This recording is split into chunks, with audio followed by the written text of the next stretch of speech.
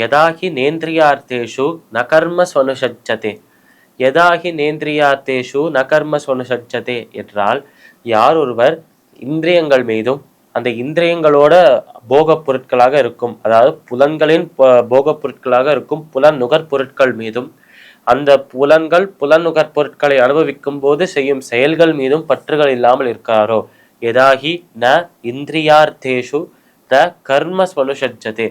அதாவது புலன்கள் மீதும் அவருக்கு எந்த ஒரு பற்றும் இல்லை, தன்னோட உடல் என்கிற அந்த பாவமே இல்லை, தன்னோட உடல்ல இருக்கும் புலன்கள் அவருடையது அந்த கருத்தா அந்த ஒரு அகங்காரம் பாவமும் அவருக்கு இல்லை.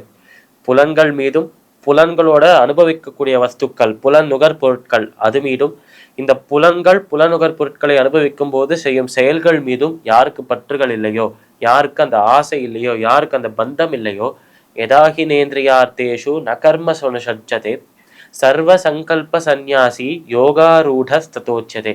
சர்வ சங்கல்ப சந்நியாசி, இது மட்டுமல்லாமல் எல்லா ஆசைகளையும் யார் விட்டுட்டு ஒரே ஆசை அந்த இறைவனின் திருவடியை சென்று அடையணும் என்கிற அந்த ஒரு ஆசையை தவிர மீது எல்லா ஆசையும் யார் விட்டுட்டாரோ, யோகாரூடஸ்ததோச்யதே, யோகாரூடன் என்று அந்த நபரை தான் அழைப்பார்கள் என்று சொல்றார் நம்ம கிருஷ்ணர்.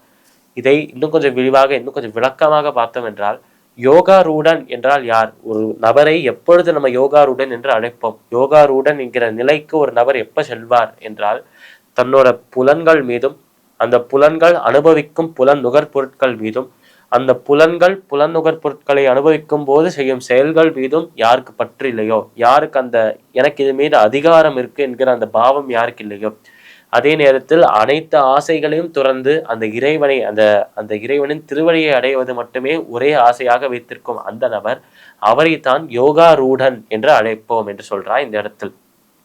இந்த ஒரு நிலைக்கு இந்த மாதிரி ஆசைகள் முற்றிலுமாக அகன்று அந்த இறைவனின் திருவடியை அடைவது மட்டுமே ஒரே ஆசையாக இருக்கும் அந்த நிலையை அடைவது, கர்மயோகத்தின் மூலமாக அந்த நிலையை அடைவதனால் யோகாரூட நிலை என்று சொல்றோம்.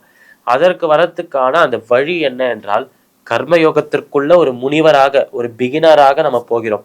அந்த கர்மயோகத்திற்குள்ள போயிட்டு இந்த நம்ம வாழ்க்கையில எந்த சந்தர்ப்பத்திலும் எந்த சூழ்நிலையிலும் எந்த இடத்திலும் எந்த எந்த ஸ்தானத்திலும் எந்த நேரத்திலும் கர்மயோகத்தை விட்டு கொடுக்காமல் நாம் செய்யும் அனைத்து செயல்களையும் அந்த பகவானுக்கே சமர்ப்பணம் செய்து, நாம் செய்யும் அனைத்து செயல்களும் நம்மளோட கடமைகளாகவே இருக்க வேண்டும். நம்மளோட அனைத்து கடமைகளையும் அந்த இறைவனை சந்தோஷப்படுத்துவதற்காக செய்து, அப்படி கடமைகளை செய்யும் போது இந்த கடமையை செய்வது நான் அல்ல, அந்த இறைவன் என்னை இந்த கடமையை செய்ய வைக்கிறார்